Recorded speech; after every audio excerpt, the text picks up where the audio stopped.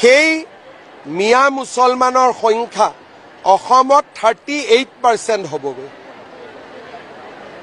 যদি প্ৰজেকশ্যন কৰে, যিকোনো ষ্টেটিষ্টিক ডিপাৰ্টমেণ্টৰ মানুহে প্ৰজেকশ্যন কৰিব পাৰিব, অসমৰ জনসংখ্যাৰ তেওঁলোক 38 সংখ্যক হ'ব আৰু অসমৰ সৰ্ববৃহৎ জনগোষ্ঠীত পৰিণত হ'ব।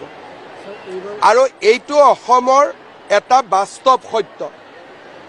সেই কাৰণে আমাৰ মানুহখিনিক আমি কেনেকৈ বচাব পাৰোঁ, কেনেকৈ আগবঢ়াই লৈ যাব পাৰোঁ, যোৱা 5টা বছৰ আমি কাম কৰিছোঁ।